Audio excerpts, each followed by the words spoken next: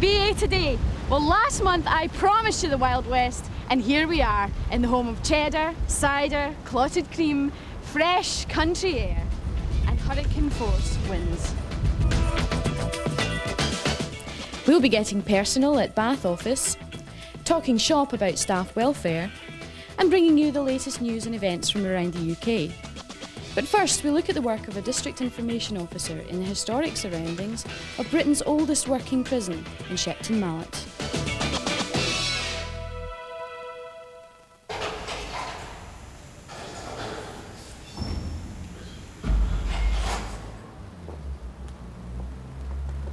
Well, I'm Angela Staden and I work as an information officer in the Brunel district. So part of my work is coming out to Shepton Mallet prison and giving some information to the guys who are about to be released. Well, normally we'd come as part of a marketplace set up by the Education Department, and that's a whole group of agencies that come in, Citizens Advice Bureau, Relate, the Samaritans. Today I've just come representing the Benefits Agency to talk to some people that wanted to see me. Hello. How are you? What can I do for you, Sammy? I've been in now 19 months, and like I've put on a lot of weight. Like I was 9 stone coming in, now I'm 12.5 stone, so nothing's going to fit me on my own, like, you know. When I go out here, I got to go out in slippers by the looks of it, because like... Most of them have the same problem. They've put on weight, or they've lost weight, or somebody's taken their clothes, so most of them want to know whether they can get clothing grants from the social fund clothing. What you need to make sure is that you tell us why you need some new clothes. Are you able to fill it in yourself? No, not really. I got a bit of difficulty filling in forms because I can't read or write or anything. When we came first, we used to come once a month, and I didn't have any idea at all what to expect, and got taken into a room where there were about 8 guys who were all in very nice blue sweatshirts and denim jeans and didn't look what I was expecting at all. I think I probably thought, because it was quite some time ago, they'd still be wearing, you know, suits with arrows up them. So I was quite taken aback to see ordinary, normal-looking guys. I need to know information about what I can claim. Dave, who's been in 4.5 years, just due to come out, he tends to worry about how his wife's managing. And he was self-employed before he came in, and he wants to be self-employed again when he comes out. Well, that's the one I'm interested in, because that's the one I had before I came into prison. If you're in prison for 4, 6 years, 8 years, 10 years, sometimes lifers, they don't know what it's like outside. The guy doesn't know a lot. He's lost knowledge, he's lost all credibility of what he was, thinking that it's going to be a straight walk into the DHSS and at the end of it pick up some money that he thinks that he was going to get. And because he can't, he takes it out in frustration. And that sort of starts this setup between them and us that, you know, I don't like you very much, and then we think, well, you start banging my account and I won't like you very much either. There's her order book back in, because now we're going to be sending you the money once a fortnight, so that might take some adjusting. Right, So now, when I leave prison, with the likes of Angela coming in and telling us things, all prisoners will benefit by it. Not just me, but a lot of them, because they'll know what they're entitled to at the end of the day. But it's no different what we do here than what we'll do for lone parents. It's just all part of a service of the community. We shouldn't really treat them any different. Yeah, please, because then I can go over all the information I need to know. Okay. They don't get to see a probation officer unless they've been in for over a year. So lots of them will come out without any help at all. They've heard what it's like out there. They're not looking forward to going to a benefits agency. We're at the end of the line, so before they've even spoken to us, they're hesitant about it. They're convinced they're not going to get what they want. Bye then, Angela. See you next time, May, I think. I think it's going to be hard for all of them. We're going back out in society, so we need to be treated like any ordinary member of the public. And I think that's fair. We're no longer a prisoner. We shouldn't be treated like one. We've done our time, and that's the way it should work.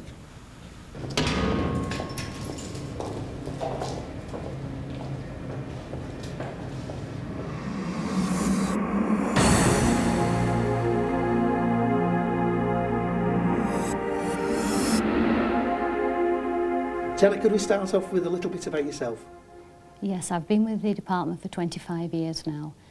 During most of the years I worked in the local office, and so I'm familiar with quite a lot of the work that the staff are now involved in.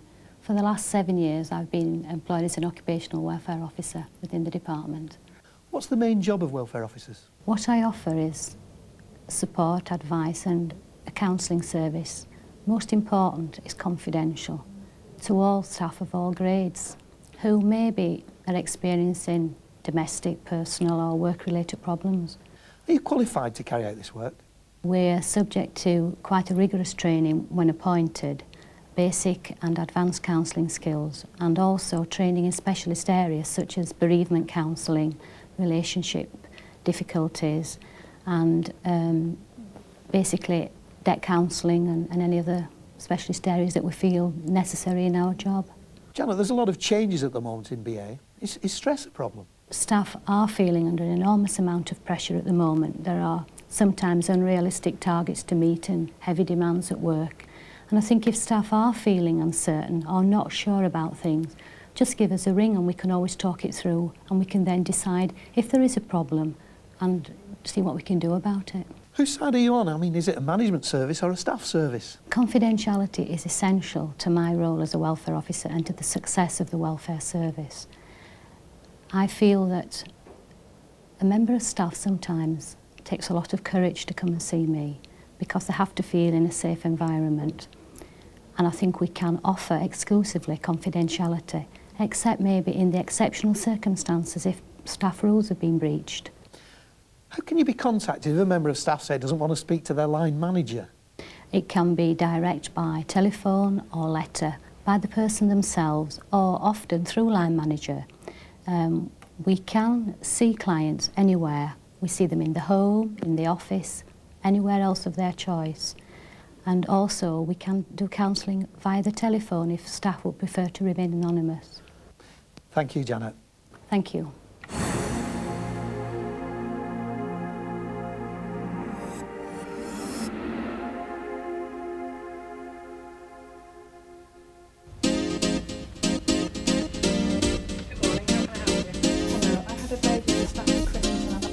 By July '96, every office in the BA will be expected to provide a one-person service.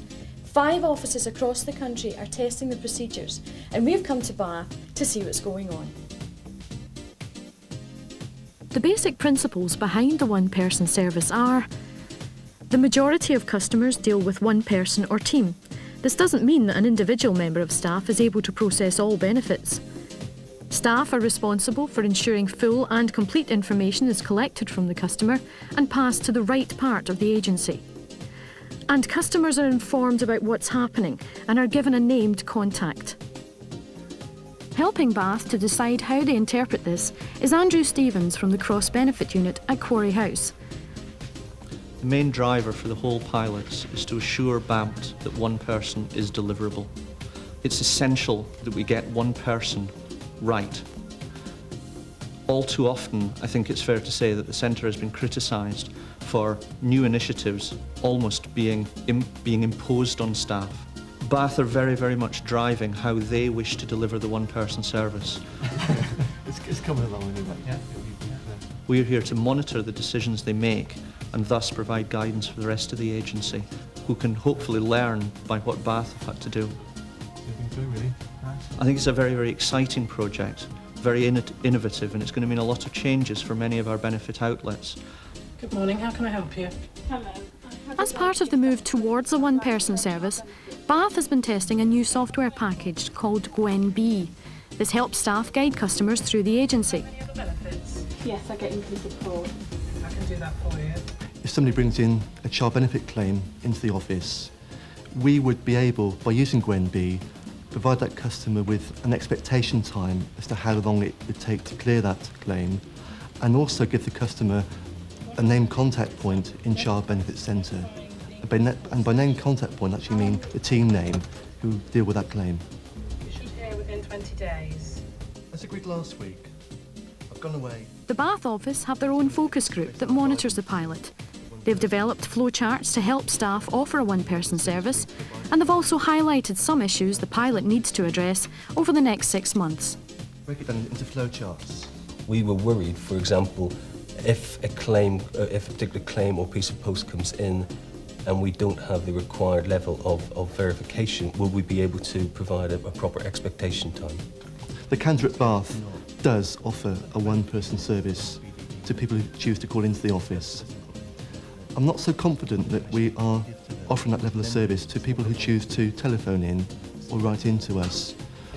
And therefore we must look at how we can improve upon the way we deal with correspondence and telephone calls. So what about if somebody's divorced? I mean, what if they change their name? Where does that fit in? We just need to jump down the page. And we can foresee that there will be difficulties in dealing with changing circumstances. A customer needs to be confident that any information he gives in Bath is passed on to the relevant parts of the agency, be it a benefit that's actually processed in Bath or Blackpool or Washington. It's very, very important that we work with the entire agency here. The pilot tends to be local office focused. We're also doing work with the central benefit directorates and are particularly keen to test out what happens to information when we pass from a local office to a central benefit directorate and vice versa. The one worry that is continually expressed to me is that one person may literally mean one person. The receptionist is an obvious example as a focal point, is very upfront and very visible to the customer. But behind the scenes, the receptionist will have the full backup of the benefit processing teams, both in their own office and throughout the country in the benefit directorates, providing what the customer will perceive as a one-person service. It isn't going to be one person that carries the can for a piece of business. That gives you all the relevant information that you need. Right, thank you very much then. Bye-bye then. Bye. Bye. I'm confident that in 6 months' time we will be offering a one-person service at Bath. It's a very daunting task and a very big task, but I've been overwhelmed by the enthusiasm shown by all the staff in all the offices I've visited, and I'm confident we can make it work by '96.